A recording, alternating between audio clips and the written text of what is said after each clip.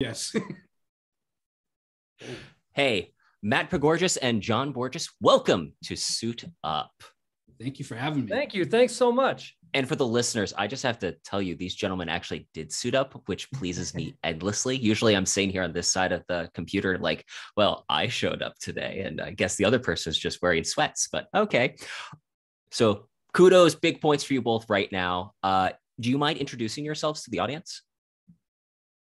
Yeah, I'm Matt Pagourgis. I'm sweating my face off right now in this suit.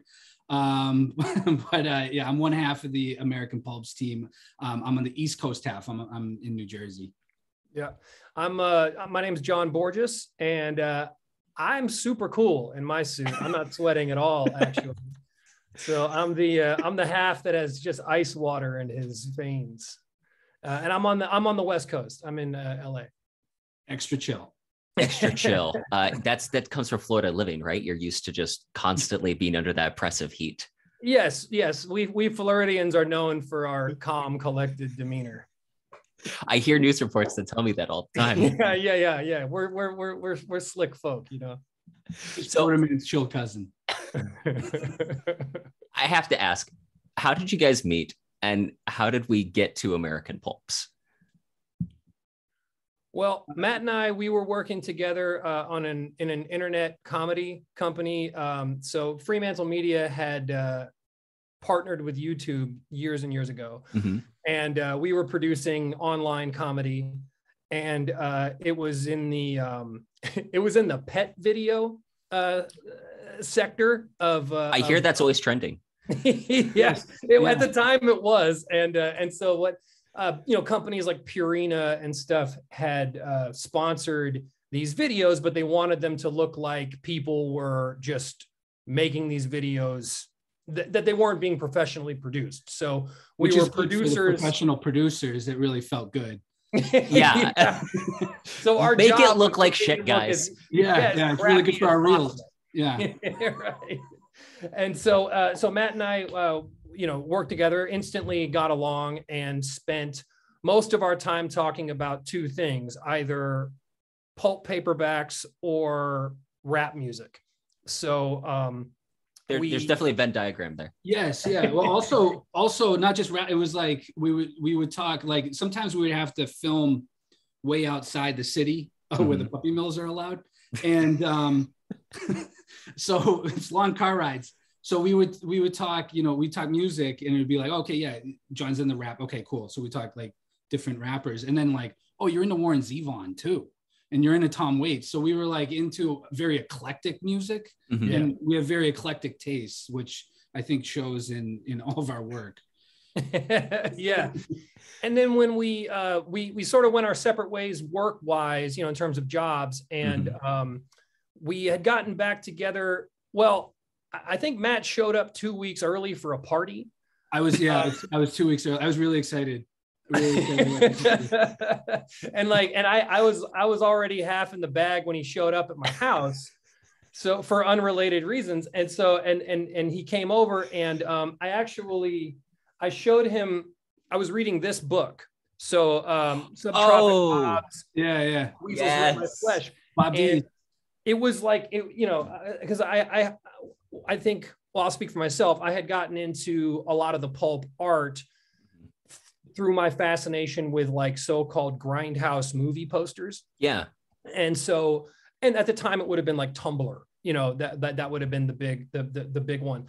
And so of course there's a huge cross-pollination between the styles and the artists and stuff like that. And then I started reading blogs like Glorious Trash and Paperback Warrior and stuff like that, and started getting into this stuff. And that's how I got into Subtropic Bob's work. And then I showed it to Matt, and then Matt was like, well, I'm actually a huge Donald Westlake fan. And we started sort of, because I was deep into Jim Thompson at the time. I mean, still am, but I was like unhealthy deep into Jim Thompson at the time. And so Matt was like, oh, and then and Matt was schooling me on a lot of the writers that he was into. Yeah, well, and then Westlake and Hard Case Crime had done a lot of Westlake stuff. That's kind of how I discovered him. Yeah. And the Parker novels. I think I was probably in the middle of a Parker novel when I went to this party 2 weeks early. I will say it was a Memorial Day party. It was the week after Memorial Day, and then John told me, and I was like, cool, week before Memorial Day. So I showed up the week before Memorial Day. Yeah. I don't know. Great. Yeah, so it's the week after. I'm like, cool, week before, cool. And he came over at the perfect time. My wife was tired of dealing with me, at the time. So I was like, cool, reset, For the record, Matt, that sounds like something I would do. So totally understand. Cool. Yeah. Except I would show up 2 weeks early on purpose, just to like catch them off guard. Yeah. Just keep them on their toes. Exactly. Yeah. Are you clean? Is your house clean right now? It wasn't. Have you been checking in with your sponsor at all? Yeah, stuff like that. I remember seeing Weasels Rip My Flesh, I think back on an Arv Manlius article back, I don't know, a long time ago. I think that when the book came out, Subtropic Bob might have done like a guest post or something. And I just remember seeing that, and that's always like stuck in the back of my head. And then as I started just through Hard Case Crime and the art there, we've had the opportunity to have Charles Ardai on the show, and that was amazing. Yeah, that was an awesome episode. Yeah. Grizzly Pulps, Mike. As I'm slowly like becoming more and more exposed to this pulp community, and I'm amazed to realize, that little seed started a long time ago with just seeing that title, Weasels Rip My Flesh. Yeah, absolutely. Yeah. Bob used to sell, he might still do, but I think he does on his website. Yeah, he would sell scans, PDF scans of the original issues. So like I started buying those, and then Matt and I, we would get together for drinks or whatever just after work, talk about, you were at BuzzFeed at the time? No, I wasn't at BuzzFeed anymore. I think I was on a reality show. Okay. Yeah. But I was at, I'm sorry. Go ahead. Yeah, you were at Playboy. I was at Playboy, yeah. So that was, yes. So yeah, you were at Playboy because when we first started writing together, I was like, ooh, John's got his Playboy, like yeah. John had been very desensitized. Are you implying that Playboy desensitizes you to what's common in the world? Not just Playboy. I was at Playboy TV. Yes. There's a whole different level of sleaze. Like, I mean, it was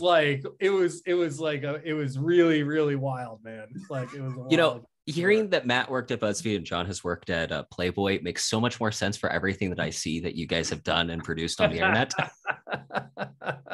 Yeah, we're very eclectic, like I said. No, it was, when we started, we would write back and forth. And I think it was like right after that I showed up 2 weeks early for this party that we started writing Blood Scout because I was going camping. So I had that in mind, and I texted you Vigilante Boy Scout, and you just wrote back Blood Scout. It was like, perfect. We have our title. And that was the first thing we started writing together. Yeah, because initially our goal, before we considered writing pulps as a reality, we were really aspiring to write these, I guess for lack of a better word, kind of like straight to video, like I don't love the term because it's misused so often, but like kind of grindhousey type of movies. Yeah. And so we went to the American film market with Blood Scout, tagline, "You're dead, Scout's honor." The Cannibal Cops mock-up poster. Yeah. Cannibal Cops. Cannibal Cops. Yeah.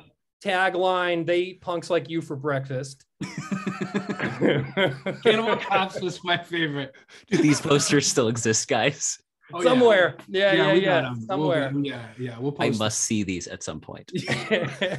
And then we that was like, and then I think we had like, this was during like the Sharknado thing. And I think that, like, I'll speak for myself anyway. Like, I had been so jaded by working in entertainment that it was like, look, people are buying this, let's just do this. Yeah. So it was like the Sharknado one, but it was Chupacabra Cane. Yeah, Chupacabra Cane. Yeah, I was just gonna say, I forgot all about Chupacabra Cane.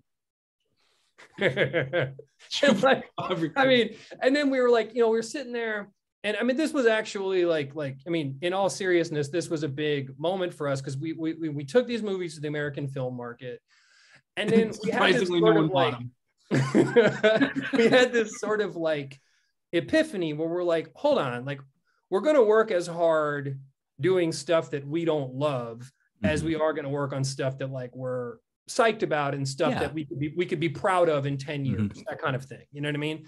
And like, and so we were like, man, like we could just do like the Old Man's Life style magazines, but like do them in the sort of punk rock zine style, right? Because you know it was we were really big on you know, I guess what's known as like the minimum viable offer. Yes, MVPs, minimum viable product. Yeah, right. So we were like, okay, well, what's something that we can do right now that will get our feet wet? Because at the time we didn't really possess any of the skills that we use for American Pulps now.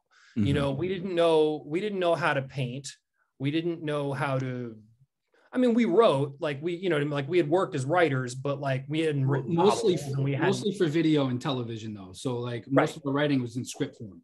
Yeah. Which is a different animal, as any screenwriter author combo has proven. Look at you, Fantastic Beasts films. Right. And there's not the same level of accountability as well. It's like it's a much more collaborative writing form. So like, you know, if I would write an episode of a show, probably like you're wearing a suit. So like you never saw anything that I ever wrote. Like,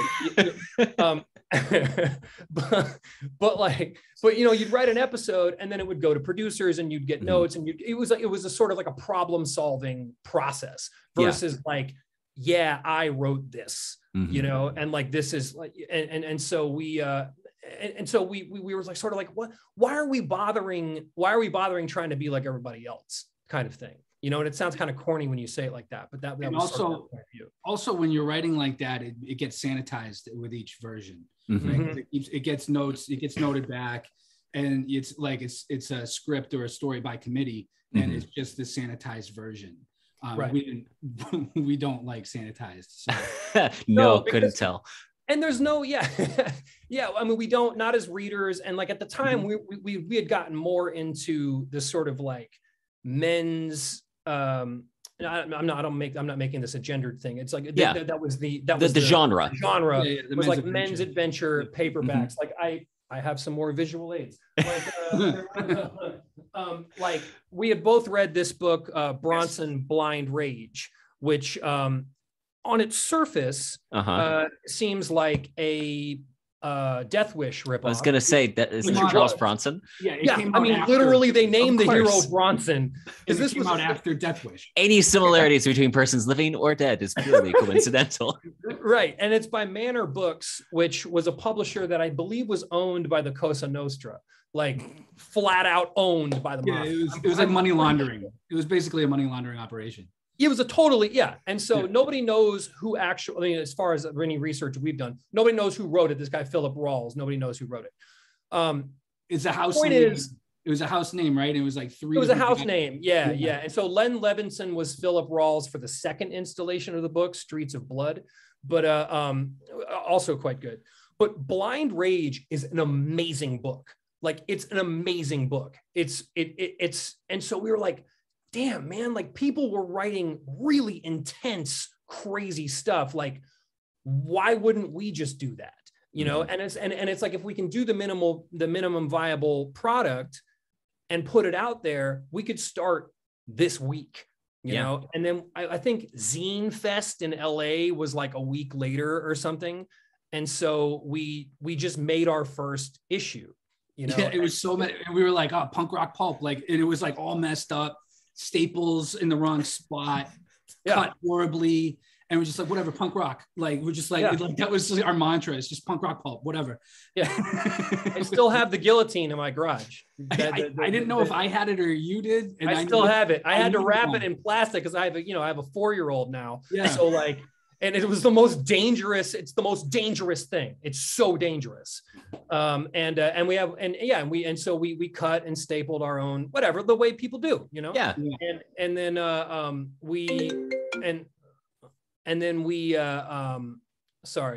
That's okay. But the point was like, why sit around? We made a conscious decision that day. We used to meet at the Burbank Public Library because they had meeting rooms there. Mm-hmm. And perfect place to write. It was awesome. That sounds like it. They had a whiteboard and like zero interruptions. No one staring at you weirdly, asking why like is boobs written on the whiteboard 8 times. Weirdly. There was a lot of people could be weird, but it was like a free WeWork, basically. Yeah. You know, more homeless people, but it was still. Yeah. And they didn't love us, but because we made too much noise. But but we would write there, and we made a conscious decision at that time to not ask permission again to do something, because in TV and in stuff, you're always pitching a thing. Maybe someone will give you the money to do the thing. Maybe you'll be able to make this movie. Maybe you'll be able to write this script. Maybe. And the whole time you could spend years just waiting for, like, I guess what would be colloquially known as like a green light to do the work. And so we made a very conscious decision not to do that, not to ask anymore. And then we went to Zine Fest. And we would have thought we were at the Oscars. We were so proud. Yeah. You know, we were called, our name at the time was Shit Show Pulps. So that shows you how seriously we took ourselves. Do you have one of them? I think the rebranding was an improvement, guys. Yes. Holy shnikes. Yeah. So this is we put out several issues.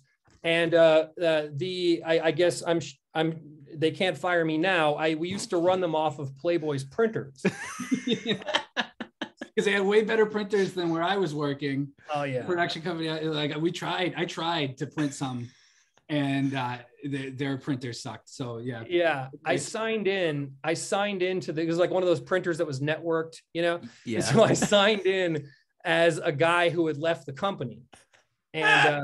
And so, like, they're like, man, Mark is really printing a lot of stuff. Mark's printing War and Peace over here. Jesus. Jesus, man. What's going on with this? These, they're props. They're props for a new show. It's fine. It's fine. You were like George Costanza. John's printing a lot of reports. Yeah, he must be working they would catch me there at because I did a show that would start at like 7 a.m. And so, which was interesting in itself, but but I would be there at like 7 p.m. They'd be like, man, this guy is really dedicated. He understands the Playboy TV mentality. Yes. Our guy, He's going to be a lifer. That's for certain based on that commitment to the job. There's a story that Neil Gaiman wrote that I wonder how much of it is based on real life, where he's writing about a fictional author who's written like this psycho book about the Manson murders. What if it was this or that? And now Hollywood wants to option it. And he stayed in Burbank as he's waiting for the green light. He's written the script, and every time we love it, and they give them notes, and he writes another version. They give him notes. They're like, well, what if instead of it being sons, what if it was a daughter? Okay. It's writes everything. Yeah. It is by the time he leaves, they still have a green light. He's like, I'm just ready to go home. Incredible short story. If you guys haven't read it yet, I recommend it. If anyone listening hasn't read it, definitely worthwhile. I wish I could remember the name, but it's so good. It might hit too close to home for us. Yeah, that's kind of yeah. We've tried to get an American Pulps television series off the ground several times, and the word they kept using to describe us was fringe. Yeah. Oh, yeah. That got picked up. It was a TV show. No. We are fringe characters. John and I, we are. Yeah, that can't be entirely bad. No, yeah. Oh no, we didn't. We were like, they were like, we don't mean to insult you. We're like, no, we get it. Yeah. We totally understand. Does that mean you're gonna give us money? Yeah, and they were like, yeah, no. That's actually Under the Knife. Well, okay, so Under the Knife initially started because Matt and I we were getting paid to write movie ideas for Lifetime Movie Network. Okay. So, which is an amazing training ground, honestly. Yeah. Like, I believe it. In terms of plot structure, in terms of the Mhm. mechanics of story, I can't say enough good things about how skillful those movies are. We watched Whether a or lot not of they're them. in air quotes good is not the point. Like, Yeah, it's just you a know- matter of delivering a good story that moves. you get hooked into them, man. You Yes. start watching them, and you want to know. You want to know if the boyfriend's a Mhm. psycho or if he's like really is the rich, prince or whatever. Usually he's a So- psycho. Yeah, he's usually a psycho, Yeah. but And you don't know all how. all You the don't know- rich princes, yeah. all the rich princes went to Harvard and drink scotch. That's Right. like, those are the two tropes. It was like, oh, yeah, everybody, okay, we're gonna have a guy drinking scotch. Yeah, and like, then they're on the boat and he's proposing, but it's like suspiciously like the boat that his wife, that like another lady died on, whatever. Yeah. So like, and so we were writing those, and we had we sold the last one we sold was called I guess it's okay to say Hunted by My Husband. Yeah. And Is this a then, film I could look up and watch? No, I don't think it was ever I produced. don't, if it was made, we didn't. We severed our ties with them before. Yeah, that was the last one. We were like, you know what, this was very educational, but we're gonna move on. But when we would have these brainstorming sessions. Yeah. And we came up with the idea of a woman goes in for plastic surgery, wakes up in the doctor's mansion, and he's turned her into his dead wife. And we thought that was so funny. And then we were like, wait, not only is he turned her into a dead wife, but when she ages out of being his wife, he turns her into his mother. And then we just died laughing. Like, we just thought that was so funny. Freud would be very pleased with you guys. Like, men are. It's like, Yeah. I had a friend, a woman who got married, and then she's like, it's like gaining another kid is what she would say, you know what I mean? And so we were like, man, that's so funny. And we're like, well, we're not giving this one to Lifetime Movie Network. We can't. But it was originally in modern day. It was present day. Oh, Yeah. okay. And then as we started writing it, we're like, man, like we're obsessed with like all these sort of like conspiratorial things. Like, we thought that MK Ultra was so interesting, and Operation Paperclip, and like, and we're like, the aesthetically post World War II is so closely associated with the pulp genre. Yeah. And it was our first novel. So we're like, we know this is going to take a long time. Like, we had already pitched it as a TV show. We had written the pilot script, but we knew as a novel, it was going to take a long time. Mm-hmm. So we're like, well, then we need something that we can create a lot of art for and sort of like eat off of for the next, until the next piece of intellectual property is ready. And so we're like, man, it's like, well, so the early 50s was perfect because it was aesthetically associated with that time. Mm-hmm. And there was so much, it's such a rich, like conspiratorial, like the conspiracy theories from that time are so bonkers that like, and some of them are real. I mean, MK Ultra obviously was a real thing. And like, but they're so like, it's such a rich territory. It's a good canvas. Yeah. And with American Pulps, our social media, we use that kind of as a mood board to bounce ideas off. Oh, that's brilliant, So guys. we were like, what's our most popular post that we've had in the past 2 years? So we went through and we're like, okay, a lot of Nazi stuff. Okay, it's gonna have a Nazi. Science fiction, like Norman Saunders paintings with women in glass tubes, like, gotta have those. We gotta have that. Okay, we have to have a weird science experiment. Okay, that kind of fits. All right, that's cool. So like we just went off of that and added it to this woman waking up like the doctor's dead wife, and it turned in onto the knife. That's basically where that came from. Yeah, and all the brainwashing, like those are from like all the stuff that he does to try to turn her mentally into his wife.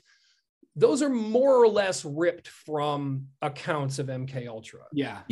Operation Paperclip and all right. That. Yeah. And so, which I just like to point out, hey, the latest Bond book was all about brainwashing. So you guys were ahead of the curve on that one. Oh, well, I saw you just got the most recent one. Is it the one? With A Mind to Kill. Oh, okay. Yeah. It's a good name for that. It was, at first I'm like, this is the most generic Bond name ever. And then I'm like, oh, it's all about the brain. Great idea. Cool. That's But cool. so yeah, continue. And actually, let's step a moment back here. What is the basic premise of this? What's the book tag? If you had to describe the book in just a blurb, how would you describe it to the audience? The high-rise elevator pitch. What I think, John, Well, okay. So it takes place in Hollywood in the early 1950s. A starlet goes in for plastic surgery and wakes up in the doctor's office to discover that he's turned her into his dead wife. She tries to escape, but what she doesn't realize at the time is that he's an escaped Nazi doctor, and the wife that he turned her into is in fact one of the worst war criminals in World War II. So even if she escapes, she's going to be the target of a band of ruthless Nazi hunters who don't know that she's not really who she looks exactly like. So that's the basic thrust of the story. Yeah. Is like even if she escapes, she's in deep, deep trouble. And so for reasons that are totally reasonable, exactly, to the people hunting her.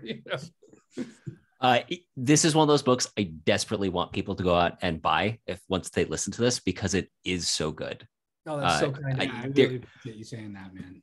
The fact that we go from starlet who wants to be more attractive and gets plastic surgery to Nazi hunter, and it feels completely logical.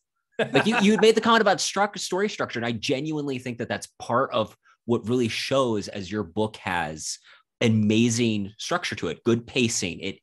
This is the type of thing I nerd out on as a writer, is how's like the actual craft, the mechanics, the story moving, because by the time we get to the end, oh yes, it is bonkers, but it never doesn't feel that way because totally tracks. It totally tracks. And this was something that drove me nuts. There was a movie that came out recently called The Northman.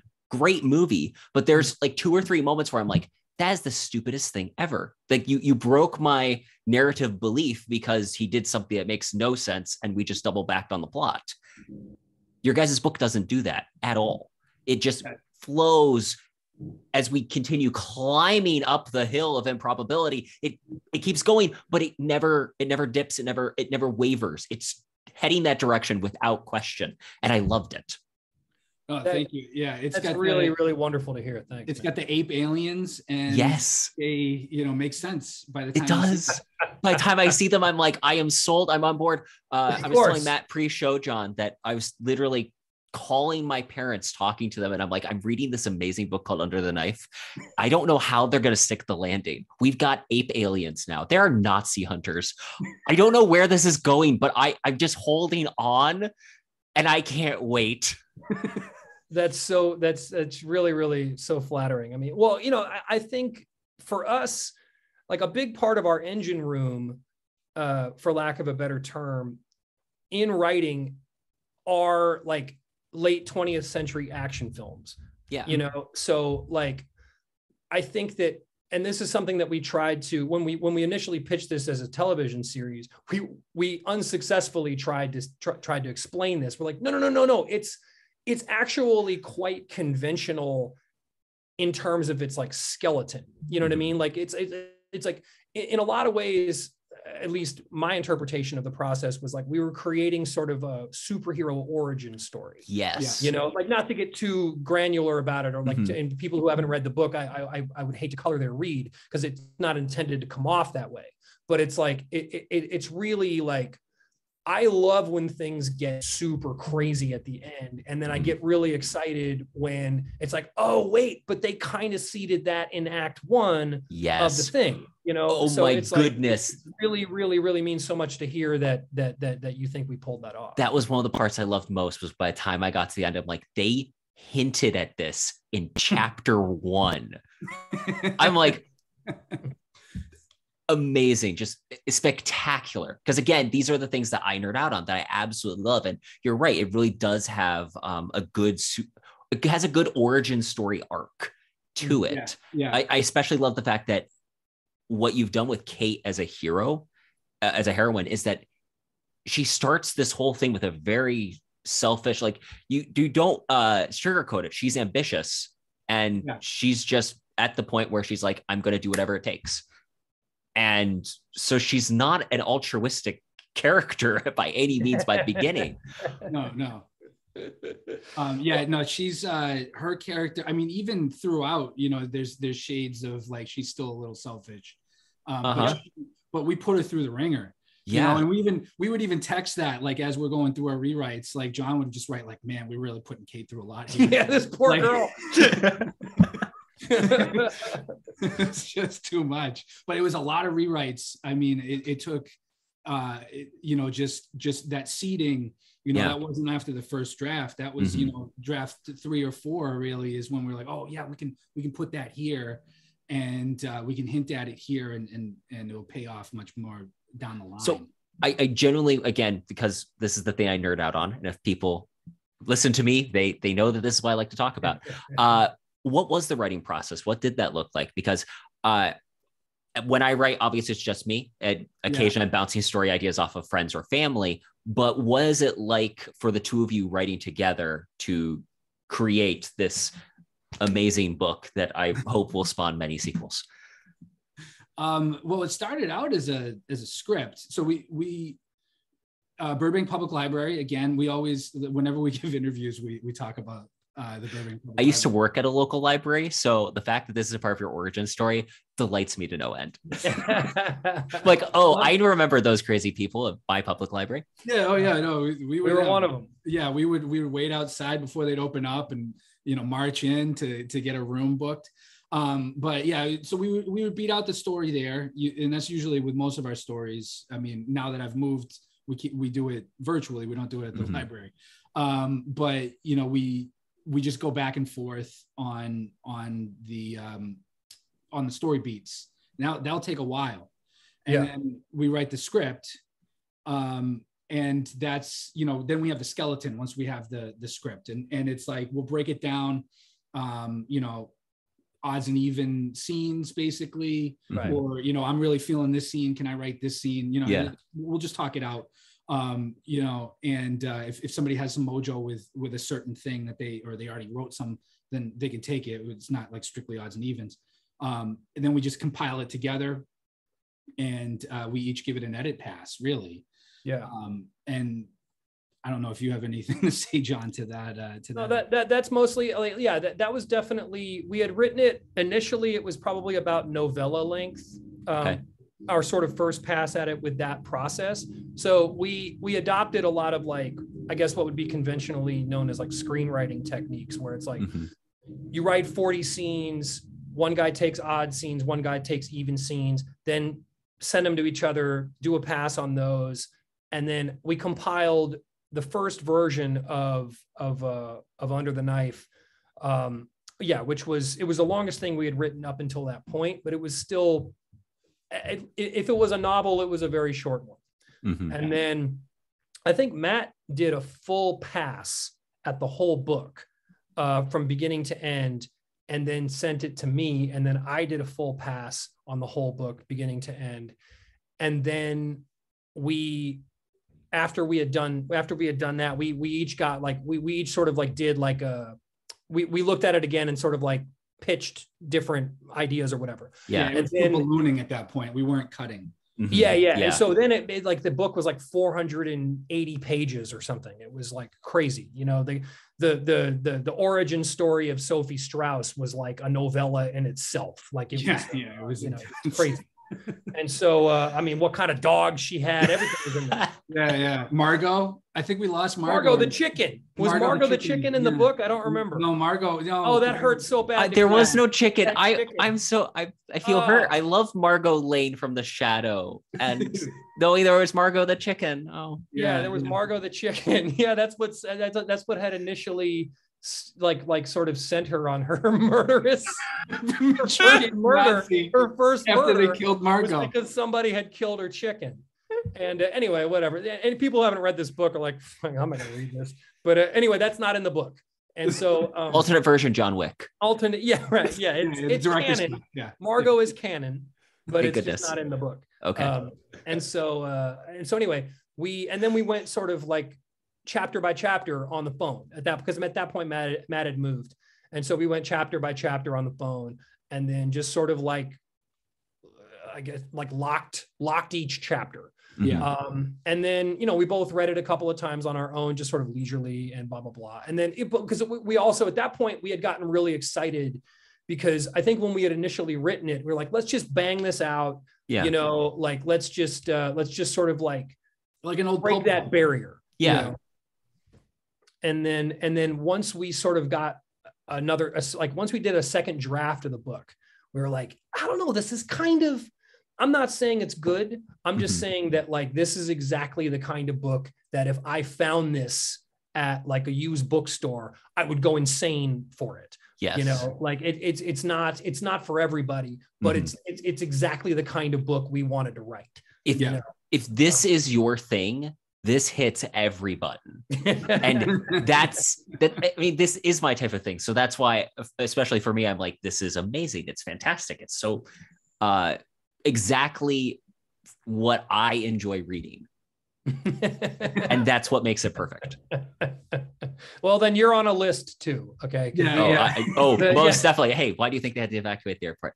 The research we did for this book, we just kept laughing. We would send screenshots of our research to each other and be like, well, here's another list we're on. And weird advertisements whenever we're on Google, like, oh God. My YouTube feed was just a nightmare, like it was just awful. And then also you're like, it gets dicey because you're looking up how to build improvised explosives. You're looking up different uniforms because you want to get the uniform right. For SS uniforms. Yeah. And they're like, oh, you interested in buying this too? Like, I don't want to buy any of it. But we did change the SS uniform. They rebranded. Yes. We gave them a rebrand, partly because we knew it was going to end up in our artwork, and we didn't want it to get like flagged. Right. Yes. So we totally gave them a rebrand. And we had kind of like a little bit of we got a little nervous for a second there because it was like, are we like, Nazis are such a classic villain, particularly from that era. They work in Indiana Jones. They work as the ultimate movie villain. That was the thing. Ultimate. So no one that's good tries to defend Nazis. So yeah. And so that was the thing that was like, it's like, man, like, I don't know if you've gone through this, but like when you get about 2/3 of the way through a book, yes, you start thinking, oh God, this book sucks.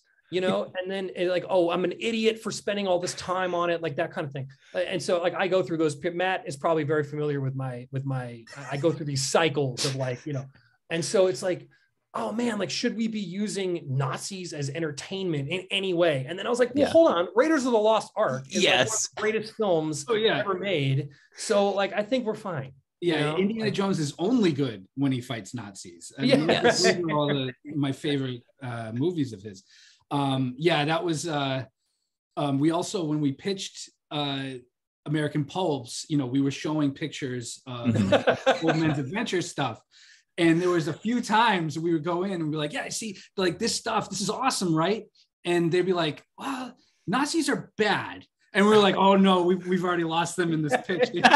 Well, because we're like, here's the thing, man. Like, they turned her into like the ultimate Nazi war criminal. So like, she's now almost like kind of like a superhero. And they're like, wait, what? And we're like, no, man. Like, they think haven't you been listening? Because it's like in pitch meetings, like, exactly, like, people aren't always listening. You know what I mean? Really? People on the phone. Right. And like, it's like we had this come to Jesus moment. We're like, okay, we go into these pitch meetings. They don't know us as Matt and John that we know. Like, we're not Nazis. I don't know that. So like, so we had to change our email addresses to not Nazi. we John at American Pulps. Change our pitch entirely. Like, this stuff. Start with the pitch. For the record, we are not Nazis.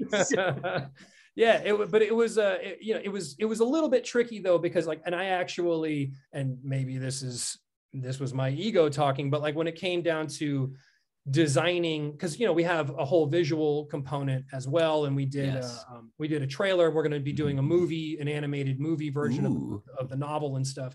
And when we designed the logo for when we designed like the new logo for the Fourth Reich, it was like we wanted it to look like something they would have done, but then we were like, we don't want it to look too cool. Yeah, no, that's a good point. You know what I mean? Because it's like Yes. if it's like the Punisher logo. Right, exactly. If it's People too use it for cool, these everyone crazy uses things. it, and you're like, well, this actually is very non-Punisher related. Yeah. Like, you do know he hates cops, right? Yeah, totally. You see it on the back of like trucks and stuff, and it's like it's an amazing logo. It's like probably one of the first logos I saw as a kid that I was like, whoa, like the power of a symbol is so cool. Punisher was like by far one of my favorite comic book characters, and which I think I was primed for like Executioner and I was gonna say that sounds a lot like Jim Johnson right there. Yeah, it has its roots in Pulp Fiction. Punisher. 100%. Yeah, and so but people use it for, it's like, you know, we live in a time right now where like imagery becomes so fetishized, where it's like, is it so much about the Misfits music, or is it the fact that they have a sick logo? Like, you know, and so, which is fine, whatever. But it's also we a didn't stolen logo. Crimson Ghost was a right. It was a Universal monster, right? Universal. Yeah, he was a silent film monster. Yeah. I don't remember if it was Universal or not, but yeah, he. The movies are wild. You can see them on YouTube. But anyway, we didn't want the Fourth Reich's logo to be so cool that Smart somebody move. Not that we would ever put it on a T-shirt, but we just you know, it's not like having the Imperial whatever from Star Wars. Like, that's fictional. Yeah, it's based on the. It is funny because they are space Nazis. But 100%. Yeah, they're exactly space Nazis. Yeah, and the in Harry Potter, you know, Voldemort, like that's all they're wizard Nazis. Like, yeah, like, Nazis are the ultimate bad guy is you just make them Nazis. Yeah. In some way, shape, or form. Fascist, any kind of like all powerful fascist, like you know, whatever. And so we made our Nazis. Good job. Right. Yeah. Well, it's funny because and the whole thing about the whole conspiracy theory about how, you know, Hitler had gotten plastic surgery and moved to South America. Like, so my dad is Brazilian. And he was born in 1942. So he was growing up in rural Brazil, and he's like, how do we have these like 6'4" blonde-haired, blue-eyed Greeks? Like, a lot of blonde teachers. Yeah, like why are all these teachers and like other like clergy members, why do they look so white? You know, like and he would always talk about that, about how he was like, everybody knew these guys were Nazis. Like, but what are you gonna do? Like, you know, like. And it's like that meme when your grandfather from Argentina, who's originally German. Right. Yeah. It was like that. And so I mean, he maybe they didn't know at the time, you know, because you're like a kid, but he's like looking back, he's like, what the hell were they doing there? Like, and why were they so quick to punch a kid in the face? You know, like. Really so, well. Yeah, so it was, a lot of it came from like stories like that, you know, like, and I mean, we don't like, one of the rules we made while making, we didn't have a lot of rules while writing this book, but one of them was like, every conspiracy theory is true. Yeah. Okay. And we don't believe that, but like within the rules of the story. Yeah. Right. Within this book, how do we make everything true? And then also no subtlety. Like, I mean, emotional subtlety, like there's that scene with her ex-boyfriend, you know, which like, I honestly get a little emotional when I read, like there's subtlety of emotion in the book, but in terms of action, have their moments. Simon, there's a scene where she has like a little bit of BO, and like Simon like starts like regarding her as like a person, you know, and like and it's really like, you know, I mean, there's to be able to sort of incorporate moments like that into what could easily be considered a very like kind of out there, like, you know, whatever, like really, really out there type of action, but no subtlety. That was the other one. See, I think that's one of the things that really does work well in Under the Knife. Again, to your guys' credit, is the character arcs, the people as still being people still flows really well. No one ever feels like a caricature, despite the fact that this is a caricature type story, which is incredible. It's making people feel real. And that's one of the things that makes it enjoyable, because really you do feel like Kate's a real person, not that, oh, this is just random damsel in distress number 5 who, okay, because the movie says she needs to be at this point by the end, gets to that point by the end. Yeah, I feel like even Randall, the party promoter / pimp, who in the very beginning,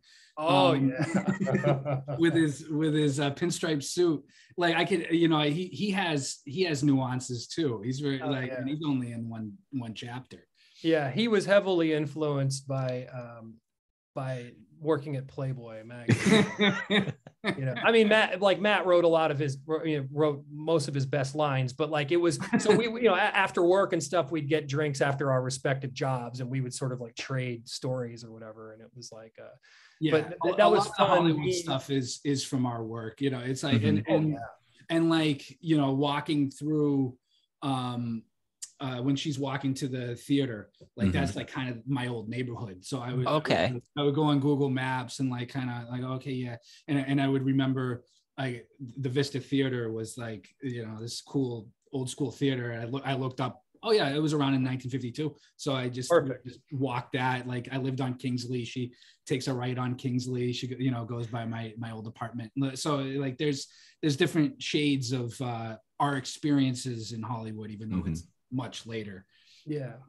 And I would say emotionally too. I mean, I don't want to speak for Matt, but like I was telling my wife when we sort of called the book done, I was like, honestly, like I feel like the first act of that story, the contributions I made to it, like it's more or less a diary of like my first 10 years in Hollywood, like my first 10 years in LA.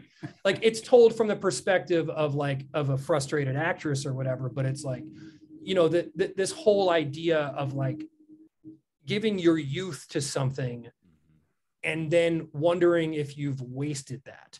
Yes. Like I think there's a line in the book where it's like you're just clamoring for a role that'll prove you didn't waste your youth. Yes. And like I remember working with an actor who he did pretty well, and his brother was real famous, and he had done a movie, and we were like, man, you really carried that movie. And he goes, well, that's great. That means I didn't waste my youth. And like, I was like, oh God, that's so dark. but I think that that's where I think that you can get to that point, and it's a really vulnerable place. And and we had written a lot of it during the initial Me Too movement. Yeah. And there's definitely scenes in there that speak to that. But I think that like people that are outside of the entertainment industry are, first of all, lucky, but also I don't think it's hard to understand the level of pressure a person can put on themselves after 10 years of whether it's auditioning or pitching scripts or trying to just work, and the amount of support it takes from other people. It's a really like, it makes people very, very vulnerable. Another big influence for us was Sunset Boulevard. Yes. Noir, which I mean is just chef's kiss. Like Billy Wilder, I love everything that he's done. But that one was like from the perspective of somebody who actually had made it, and then she, is just she's now ostracized. She can't get any jobs and stuff like that. There's a lot of that in Kate as well. She just had never made she never made, but she was also in Sunset Boulevard. That was we gave her a little part in Schwab's drugstore in Sunset Boulevard as a nod to that, because that was a big influence on us.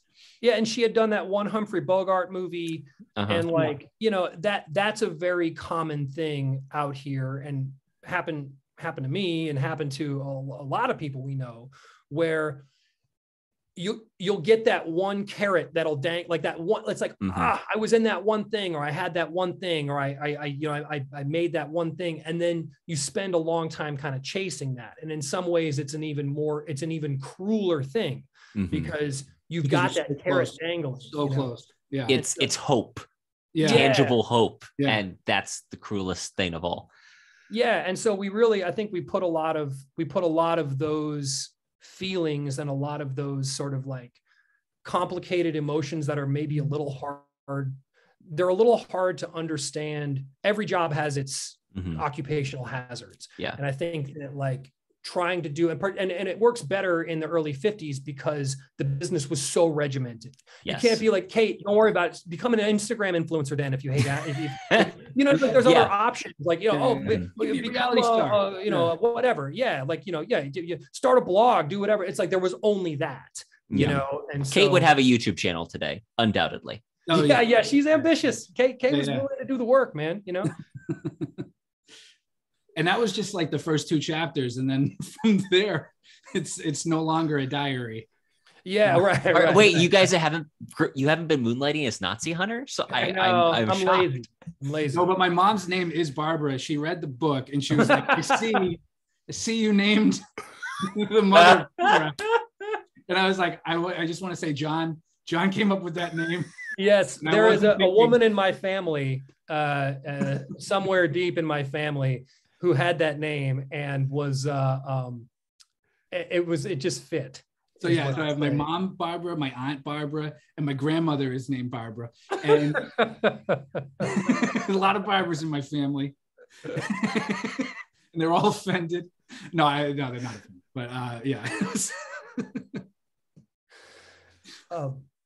Yeah, and so, but we really it was, and I think another really important thing was she had to be a really good actress. You know, yes. that was a tricky thing because it's like she had to be conventionally attractive enough that like she that she had a shot. She has to have some reason to believe that, okay, I can do this totally. In theory.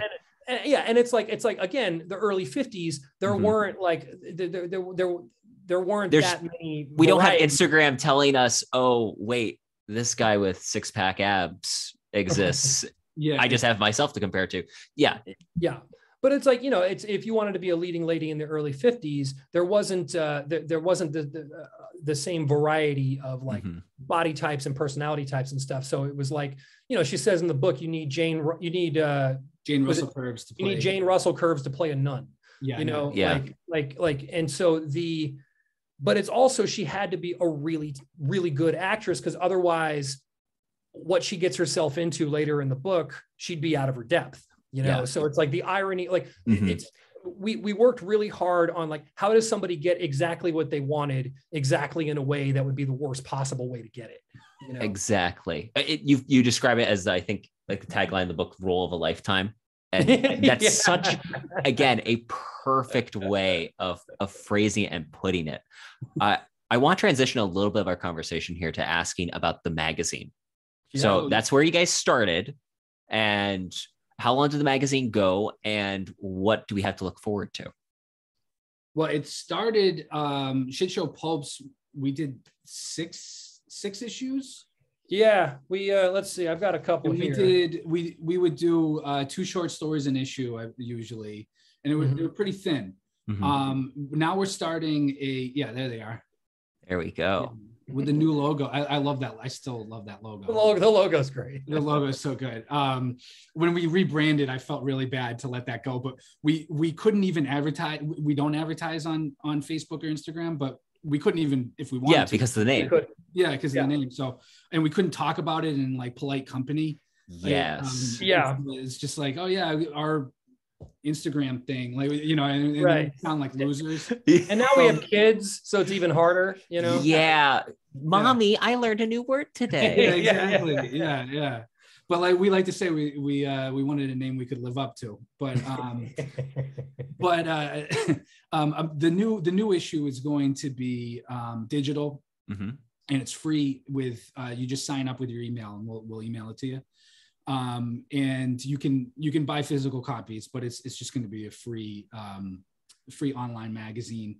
It'll have, usually 2 short stories probably, and a few other, you know, articles and stuff like that. So I would love to talk to you about James Bond, you know, in the pages of American Pulps, possibly, you know. That would be awesome. I think, yeah. That actually does lead me to a very important question. I'm just going to quickly interrupt because we can segue to this quick.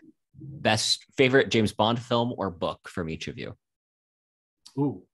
I have a bone to pick with Thunderball, because at the end of Thunderball, the man who saves James Bond, they're going off this boat. I mean, spoilers, but it's from the 1960s. So they're on this boat, and they have to like jump off the boat, and it's James Bond, the love interest, and the guy who saved both the love interest and Bond.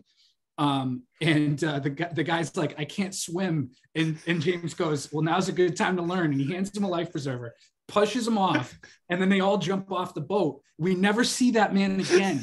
He drowned. We never see that man again.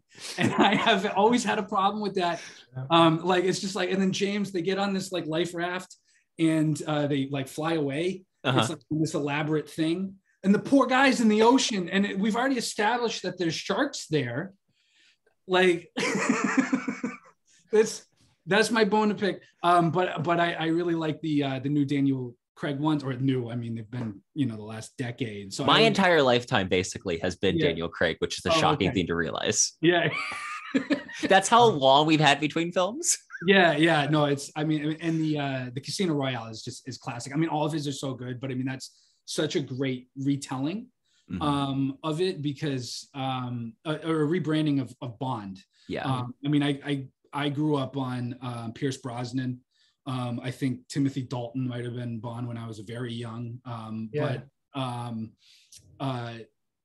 the Daniel Craig he's such a different Bond, and I really like. I think he's a good Bond for that moment. Yeah, I agree. Although I would like to say that dude that got dropped in the water, see, that guy would be the main character in an American Pulp story. Yes, yeah. He'd spend the rest of his life hunting down the people who, you know what I mean? Like that would be an entire American Pulps novel. Just Please be that guy's life from that moment on. Guys, I'm begging you, at least make this a short story. We do that a lot. Like we'll do like, oh man, what about this guy in this movie? What about his story? Like, you know, almost like Wicked did that. But I mean, like we have a short story. It's The Apartment, another Billy Wilder movie, and it's like The Apartment, but if Jack Lemmon was dead, right? And so, like, if Jack Lemmon's murdered in his apartment, and you have all the guys that he works with have a key to his apartment, who's the killer? Right. Like, you know, you have a lot of people are having sex in that apartment, and Jack Lemmon's dead. A lot of DNA. A lot of DNA. Yeah, but I agree with Matt. I mean, I grew up watching the Roger Moore ones with my dad, Roger Moore, on TV or whatever. And I you know, I like the camp of Roger Moore. Like, that's a lot of fun, and like there was a lot of really cool gadgets and stuff. But for my sensibilities, like one that I would just put on it'd either be Casino Royale or Skyfall. You know, I love Daniel Craig as James Bond. I think that, like, you know, Matt and I were talking about this yesterday with action movies versus like men's adventure paperbacks, where it's like in the paperbacks you get the same action, but you also get these insights into the sort of underlying pathology of somebody who would be in that situation. And that's one thing I loved about Daniel Craig's portrayal of Bond, is that he wears that sort of pathology on the outside. Like, he tries not to. It's really, really great acting. I think it's underrated acting. Like, you see the anger, this sort of seething anger underneath the dude, but and he's got the physicality for it. The movies are violent. Like when I think it's like his first kill when he spoiler alert, but when he drowns the dude in the sink. I was like, made you feel it, did he? Awesome. Like, this is a Bond movie. I'm in, man. Yeah, it's very different from the early ones, where it's just a judo chop. Yeah, judo chop. Right. Yeah. Although, you know, there's another character. There's a character in Skyfall. This poor lady, the lady from Macau, right? Yes. Who he, like, you know, he has he has sex with in the shower or whatever. Yes. After learning that she was trafficked as a child, which has got to be that's like the worst. Cold-blooded. However, admittedly, here's the thing that's sad for in Fleming's stories. Like the books are actually, I almost love the books more than the films. I love the films, but the books are amazing. That's actually a very like Ian Fleming would have written that scene. I mean, look, it's interesting to choose when to be realistic. But you know, it's an interesting choice. But like, you know, but the thing is that like, well, okay. Also, I believe she had been a sex worker for a long time, and then I'm like, you know, Jimmy, you might want to wrap that up a little bit. You know what I mean? Like, you know, it doesn't seem very safe, but whatever. But this poor lady. So she's there, and they're playing that William Tell thing. Yeah. And then like, I'm fuzzy on how that scene ends, but like he could have done something. Yeah, basically, you know what I mean? He basically just lets her die. And why on earth? Like, that's so strange. You know? I love Skyfall in a lot of ways. The only thing that's ever confused me is the whole, like, I feel in that film, they were trying to figure out how to make a Bond girl work and just couldn't. That's literally why they're like, okay, I guess she dies. That's the issue I always have with like, and I had that, I had that issue less in Casino Royale because you see what a damaged and sort of damaged individual and somebody who like doesn't regard human life as sacred, and like that's sort of like the premise of his character to a certain degree, like, you know, and he has to learn how to like be a human being, be a human being. So when he lets that, I think she's Greek, she lets that lady, I apologize if I messed up her country of origin, but he lets her die at the beginning. Die. Okay. Well, you see, he has somewhere to grow, but like the idea of like all these Bond, like the first Bond girl being always like disposable is like very odd to me, you know, and it's odd that was a choice even made in like the 2010s. Sean Connery went through a lot of women in his, like, they were just like, man talk, sweetie, and slapping her on the fodder. It was like they'd all end up dead. So, true story. Roald Dahl, isn't that his name? The guy, Roald Dahl. Roald Dahl. He wrote "You Only Live Twice." You Only Live Twice. Yeah. He was a friend of Ian Fleming's. He was a friend of the Broccoli's, and basically Albert Broccoli gave him a script that was like, this is the basic, like just an outline. This is what every Bond film needs to have. There is a woman who shows up at the beginning who either dies or is just no longer there. Their second Bond girl shows up about halfway through film, but does not give into Bond's advances, so that then at the end of the film, he's like, and then there needs to be a femme fatale, which if you watch You Only Live Twice, it's almost that blueprint perfectly. Yeah. No, that's the one where he's in Japan. And Sean Connery becomes Japanese, which is one of the most terrifying and disturbing things. That does not hold up. Also, he doesn't look at all Japanese, and they're like, "Oh, good." Wait, you're telling me he puts on a Sean Connery dressed? Okay, all right. I get you guys really nitpick. I don't know. I know it's one of the most nitpicky things. So I'm sorry I distracted. I was asking you guys about the magazine, but I always love when James Bond comes up to ask that question. I will say one thing about Bond that he fits with Batman's the same way. When you have, and I guess Doctor Who, I'm not a Doctor Who guy, but you have, they fit the time. Yes. So you'll have Roger Moore was the camp, and so was, 1960s Batman. And then, you would have the 89 Batman was a little darker, and then you went back to a lot of camp. The Schumacher Batman. The Schumacher Batman. Batman's got nipples, a mess, and a giant codpiece. Yeah.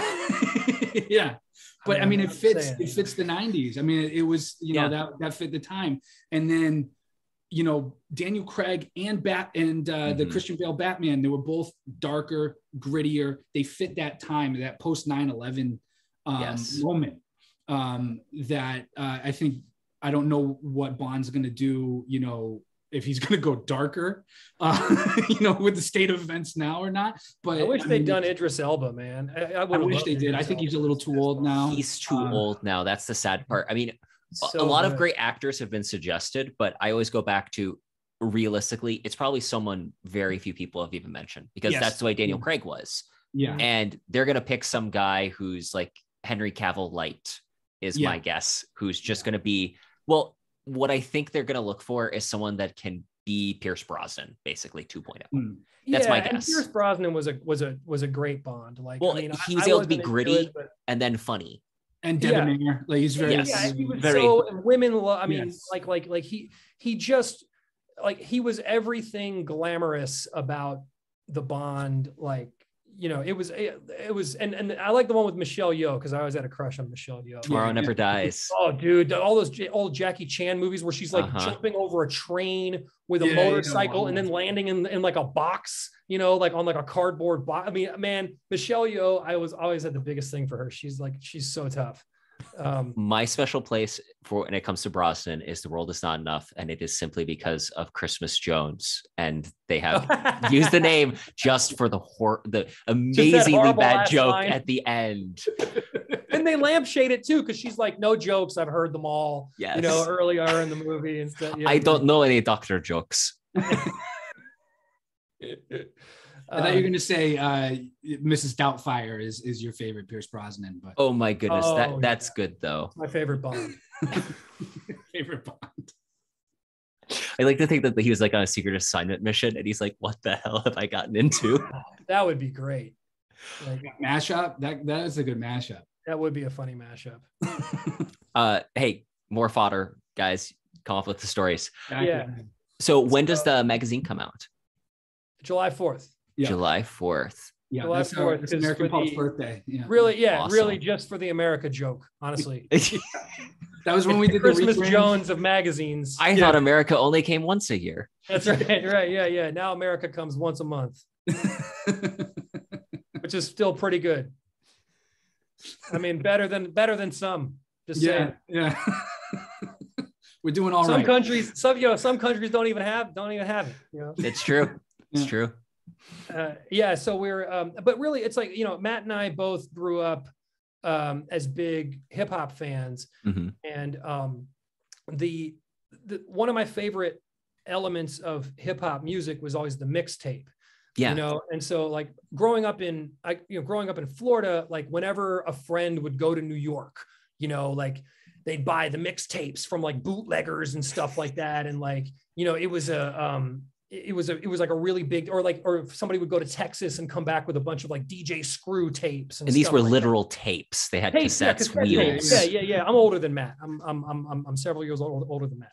And so like it was CDs for us growing up. So, you know, I'm not that CD, yeah, I mean CDs. I had CDs, you know, I had CDs. I was actually one of the last holdouts for tapes because God they were bless you. indestructible. They were That's true. That is true. Great. And they didn't skip when you're on the bus. And I would tape radio. Like you tape songs off the radio. And there was a local station, Boston. It was 88.9 at night, and they played like underground rap. Yeah. It was College Station. It was Emerson. That's what I would listen to. So I would have like, I had cassette tapes too. Sorry to cut you. I just want to throw in one quick question, and I'll let you get back to the point you're making. How do you guys feel then about like the Spotify playlists, which are kind of like the mixtapes of today? I use it. They're convenient. I love it. Yeah. We have one playlist for my daughter, and I'll play it like any song that will make her stop crying. I'm like, that's going in the playlist. And whenever she's crying, like we have the Alexa that spies on you. We're like, Alexa, play the playlist. Please. So I love Spotify. My kid's going to be 5 in a couple weeks, and I've been brainwashing him to be what my version of cool is. So like I have a Spotify playlist that I play in the car. And so it's like, he can recognize the Sonics. He loves the Cramps. You know, I can't play a lot of rap for him because there's a little more I don't mature. want to explain. Yes. You know? You know, eventually, but yeah, it's so the Spotify playlists are very, very valuable. Although he asks me what every song means now, and I'm running out of opportunities to be like, it's about race cars. This one is about you know. Yeah, you told him Tom Waits was the Cookie Monster. Yeah.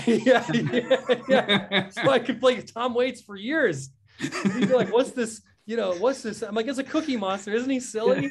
Isn't the Cookie Monster silly? It's like, you know, took all my money. Yeah. You know, you're like, it's fine. It's like, why do they always want it to rain? I'm like, it's fine. This is Cookie Monsters in Singapore. It's terrible, you know. He's drinking from a broken cup in Singapore. It's okay. Yeah, exactly. And so, and then I'll just pick out like an innocent word in the song, you know. So to be like, you know, it's a Warren Zevon song. I'd be like, it's about a railroad track. See, he says railroad track right there. You know, it's about railroads. Why is he singing about railroads? You know, railroads, man. You know. But and so like, but with the magazine, right? So like we so growing up, mixtapes were a big deal because it was like a way. It was really awesome to see sort of the creative process of a rapper. So like a rapper might do a verse on a mixtape to a certain instrumental or whatever, or might freestyle in a radio station or whatever it is. And then you'll hear a polished version of that verse on like the next album or 2 albums later or whatever it is. And like, I remember when Napster became a big thing and suddenly you could get all these like freestyles from all these great rappers, like, you know, the Big L's and the Big E's and you know, whoever, you know, and then you're like, oh, wow, that's half the verse from that one song. And then the other half from that thing. And then he changed those words and whatever, this and that. So it was cool. So we always like, one of the first things that we talked about doing when we started American Pulps or when we started Shit Show Pulps was like, this could be like our hip hop mixtape where it's like sort of applying the same principles of freestyling to writing, and then whatever sort of like takes off, then we polish it and turn it into a novel, or it becomes a whatever. That's what happened with Under the Knife, honestly. And then we just got so deep in the writing of it, we just shut down the idea of a magazine, not to drive ourselves crazy. Smart choice. While we did it, but then we're like, okay, cool, we got through the first novel, like, and then that way it's like you sort of like you don't like, you sort of keep you keep the blood flowing. It's keeping doing the reps. It's getting the reps in. And in this case, what I love about the idea, because I've talked about this with a buddy of mine, I always struggle as a writer to put my work out there until I feel it's absolutely perfect. But one of the best ways, a great book I love called Perennial Seller by Ryan Holiday, is he makes the comment about you put it out there and you get feedback. And it's the whole MVP idea, especially with writing. It's really great to be able to get that initial feedback. Nassim Taleb does that with his books. He publishes like an article that eventually becomes a chapter in his next book. Well, that's what I love about what you guys are doing with this. Seth Godin does it too. Dash Hammett used to do that. I mean, a lot of those Sam Spade stuff was originally a Continental Lot short story. He just cannibalized all that. Raymond Chandler cannibalized his own work as well. So it's got its roots. Yeah, it's got its roots in a lot of writers that have done that. Yeah, and like, you know, I always one of the quotes that sort of got me through, particularly as a younger man, was there's a story that might be apocryphal, but it's like the Ramones went to England and they met the Clash, but it was before they were the Clash, and they were like, you know, we want to be a band, but like we're not good enough yet.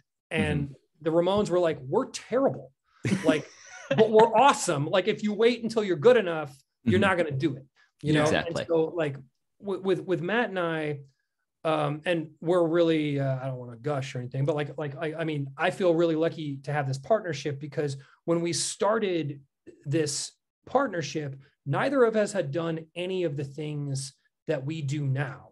So like we hadn't done illustrations. We hadn't really written anything besides like the kinds of TV that we had written.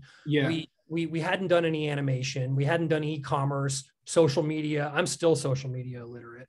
Like, and so the thing is like, we were like, we're going to create a vehicle for the skills that we eventually want to possess. So it's like, you know, for better or worse, the work that we did on the book cover, for example, is like, that's as good as it could be at the time. The earlier stuff can barely look at it, you know, but it was like, so we spent the last few years putting ourselves through like essentially like a graduate school. Yeah, we're putting in our 10,000 hours. I remember the first time that we like wrote our short stories together for like the issue 1 of Shit Show. And it was like our first time having seen each other's like pulp writing. Like we had never written pulps together. Yeah. Like we'd only done like pet related jokey content. Yeah. I used to write for a tow truck reality show. So. Yeah. You did story for a tow truck reality show. Yeah. And like I worked on, Bridezillas. So Emmy level content, but yes. So like we met, and I think we went to get coffee, and we were at a coffee shop, and we're like let's just bask in this, because like we didn't, I don't think we expected it, and we just like we kind of we went over each other's stories, and we were just like, this is something. That was like a moment where we were like, this is something. And then it was also a moment where like we should have an Instagram, and that was it was like, yeah, we should, and we just started following people. We just started our Instagram, Shit Show Pulps. So like, oh, it's not taken, cool. And we just started following people, and that's how it started. Yeah. Well, there was that one guy, and I'm not going to bust him out too much, but there was that one guy that came over and was like, man, I love what you guys are doing. This is so cool. What you guys is so awesome. And we're like, wow, we already have a fan, but he was trying to recruit us into a cult. Oh, yes. Swear to God. We like, he's like, yeah, man, I got this, I love pulp and blah, blah, blah. We're like, oh man, like, wow, this we looked it up, and it was working, like, and we've already got fans, and that no, they were a cult. Yeah. And I will say it's a well-known Hollywood cult. We'll just say that. It's very, very Los Angeles. Great. You're like, well, whatever. The point is that he read it. That's right. The founder was a writer, Yeah, that's right. Hey, you know what? If they hated it, that means they read it. Yes. That's true. That's true. Yeah. Well, and then we started doing short runs of the magazines and selling them in the local comic book stores. And I remember being like, they sold out. They're out of them. But like we were selling them at like kind of a loss. So it was like, it was cool, but it's like also like, crap, we're going to lose more money now putting them back in the thing, we didn't lose a lot, but we lost like 50 cents a magazine or something. Yeah. We weren't selling it for anything. Yeah. And we didn't pay for the paper because you were printing out of Playboy. Oh, so yeah. And then this one guy ordered one online, and like, I always wonder what that guy must have thought, because like it showed up and it was this like hand stapled, like not the ones that we sold at the comic book stores. Those we had professionally, like, but it was like a print on, like we would buy them print on demand. Yeah. And then put them in the comic book store. And so we didn't make anything. Like we just broke even basically. Yeah. That was after John left. That was kind of a rough day when you left Playboy, because we're like, I know we don't have our printer. We have to outsource like printing. Yeah, because like the stuff that they wanted me to do, they're like, okay, good news, we want you to make a new show. And it was just hard to justify, man. Like, I had pretty thick skin at that point, but I was like, guys, there's a piece of my soul left here. I need to keep it. Yeah, it was basically, what I mean? I can't, it's just, I'm not that much of a smut. Yeah, I'm going to have a son soon. I got to be able to explain this, So yeah, but I was like, but I stayed mostly for the hours, because you'd be out of work at like 2 p.m. or something. Yeah. So it was more time to write, more time to design. And then, and also they had a really nice printer. But anyway, I wonder what that guy thought, because it was this like, he's like, you get it. And it's like, it's either you're like, this will be collectible one day, or you're like, I've been robbed. Like somebody robbed me. And I don't think these guys have already spent the money on smack. So like, guys, I always love when I have well-read guests on the show, which means, I've chatted a little bit about this with Matt, but I'm curious, like, what are you guys reading right now, and what do you recommend to the audience? Besides, of course, Under the Knife, which must be read. I only read American Pulp stuff. I don't read anything else. Well, I just recently read Reason to Romance. Oh, what a great book! Yeah. Wait, you have it? No. Oh, I thought you were gonna pop that out. I've got right here. Shockingly enough, always ready for play. I read that, so I bought it, and I told you, I was like, I just had my daughter, so I don't know when I'm going to read this thing. And it turned out like I have her in the mornings, you know, it's like, and she's usually asleep in my arms. So I was reading it.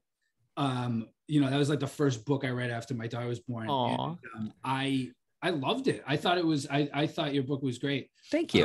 And it was really good for bibliophiles. I mean, you talked about how you like having well-read people on here. You have a lot of like little book Easter eggs throughout. It's a really, yeah. And Paolo is a great character.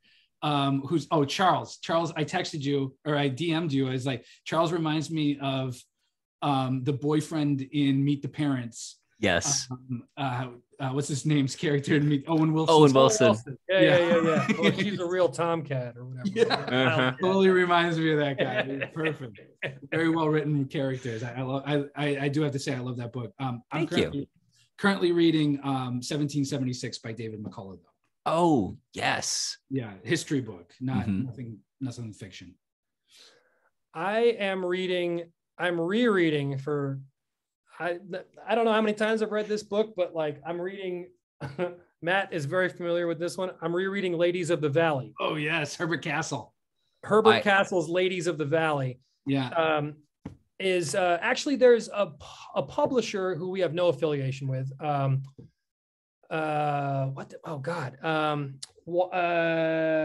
even wrote it down. Wild Side Press has actually re-released some Herbert Castle stuff, Ladies of the Valley, Millionaires, which I love. So Ladies of the Valley it takes place in the 70s, and it's a fictional account of the first blockbuster porn film. Ooh. And it's like, so it's like basically Charlton Heston. Yeah, it's like if Charlton Heston was going to star in the first. I love Charlton Heston so much. Yeah, and he'd be horrified, but I desperately want to read this now. Dude, it's like it's so worth reading. It's like, I mean, trigger warnings abound. Oh yeah. And we talked about Me Too earlier. And I had read that like right before Me Too, and then that happened, and I was just like, more of a nonfiction than a fiction, I see. It's got every conceivable like awful thing happening, and there's a million subplots, but it's so masterfully done. I mean, I like this dude Herbert Castle. He was a porn industry in the 70s, so it's gonna be a lot of terrible shit. But it's sleaze really incarnate. It's sleaze, and it's like Hollywood sleaze, and it's like crime sleaze. There's the mafia is associated. It's one of these big sweeping epics of a book, but like this writer who was a big bestseller in the 70s and then has been essentially forgotten, which is a crime. He handles the story and every intersecting character so brilliantly. It's so good. And like just the descriptive writing, like it reads so fast. Yeah. And so it's more, I'm reading it, like I know the story really well at this point, but like I'm reading it more as like sort of like a, to sort of like reset, to like learn. Yes.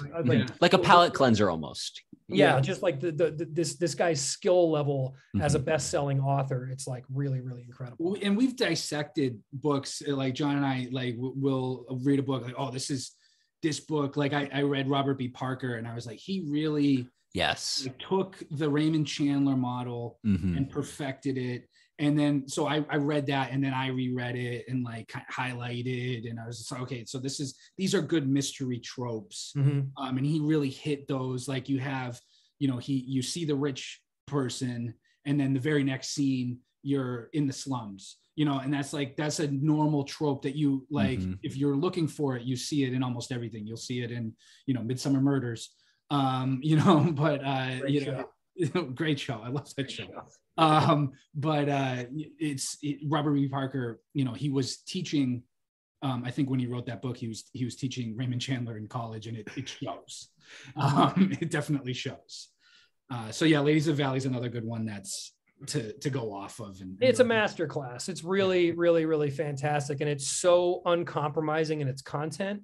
So it's interesting to read. Like I like reading best-selling type of authors. I like reading all the big guys, my dad was a big airport novel guy, you know what I mean? And so so I like all that kind of writing, that's super easy to read writing. I love that stuff. But to see that kind of writing, but to see it portraying such like extreme material content, it's very cool. It's a really neat. Another book that we've dissected as a team. John read it first. He's like, "You got to read this." Simple Plan. Was like, if you're into Ozark, A Simple Plan. I forget who the writer is. Scott Smith. I'm making notes now. Yeah. Ladies of the Valley out of it that I've never seen, but it's apparently quite good. Yeah, the movie's with Billy Bob Thornton, I think. Yeah, Billy Bob Thornton and Bill Paxton. Yeah, I never saw it, but it's just the tension is just tightening with each. It's very much like Ozark's storytelling, where it's just like anything that can go wrong goes wrong, and you see it unfolding before they do, and it's just like a train wreck. Yeah, you're like squirming as you're reading it. It's so masterful. It's so good. Very well done. Good. Yeah. It's really, really, I remember reading in college that Hunter S. Thompson would retype like Hemingway and Faulkner. Like he would retype it because he's like, it's like music. So like, if you want to learn how to play a guitar, you cover other people's songs. So you get the sort of like the rhythm and the sense of it. So like, I did that when I first started writing, before Matt and I met, like when I started trying to write for TV and stuff or movies, I would do that with like Predator or like Die Hard. Die Hard's the perfect script. Yes. I would sit there with the skin. I would just retype it. You know what I mean? And then I started doing that with Scott Smith and with Herbert Castle and Philip Rawls and all these sort of, just to get a sense of this sort of like, there's a rhythm to it, Yeah. And so it is like music. It is learning the notes. Totally. That's actually one of the things Benjamin Franklin did that when he first became a writer, is he basically took like the people that he was trying to imitate from the day, and he'd see if he could write it better. Often he didn't, but that's how he learned. I'm tired of people stealing my bit, man. But no, that's a really great method. I think so. And this is slightly off topic, but John, you are originally from St. Pete. Did I understand that right? St. Pete, yes. So do you know, or have you read, come on, what's his name? Charles Williford? Well, no, it's, he wrote, I've heard of him. The guy that wrote Murder Your Darlings. He's known for writing a lot of different writing books. I'm gonna, yes. But his name is escaping me at the moment. I'm going to lose my vintage paperback card, but I know exactly what you're talking about. Roy Peter Clark. Yes. Okay. It's interesting, actually. St. Pete became this really, it became this sort of like haven for pulp writers, for like paperback, right? For like those kind of Fawcett gold medal type writers. Like when I was growing up, it was where every wrestler lived. So like you'd be in a restaurant and you'd be like, "That's Macho Man Randy Savage," and he looks exactly the way that he, Wait, did you see Macho Man? Did you see Macho Man out in the wild? Many times. Man. Yeah, I saw him at Kinko's one time making copies. He didn't have a Playboy printer that he could use.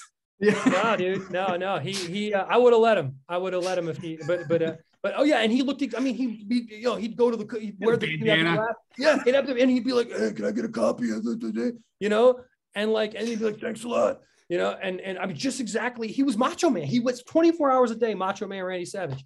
And then one time I was at like a Chuck E. Cheese or like a go-kart track or something, and like Undertaker was there.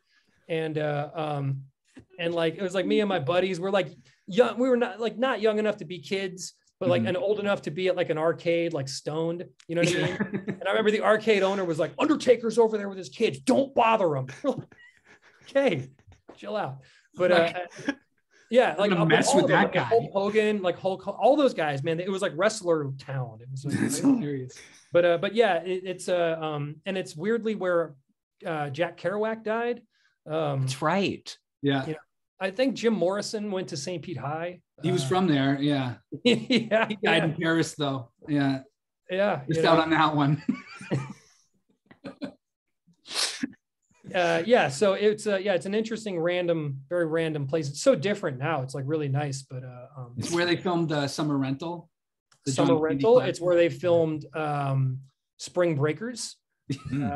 I generally tell people I'm from where they shot Spring Breakers, and not the most realistic movie, but you know. Really?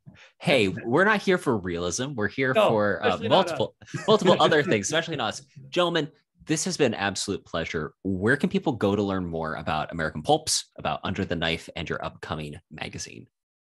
Well, American Pulps is all of our social media handles. I think we have a TikTok, but Instagram's probably our best. And AmericanPulps.com is basically the best place to find us. Yeah, that's the spot. Yeah, and I will link all that in the show notes, of course. Yeah, gentlemen, awesome. Thank you for coming on the show. This has been an absolute blast. Yeah, thank you so much. It's been great. Thank you so much, man. It's really was an honor to be on. And here's where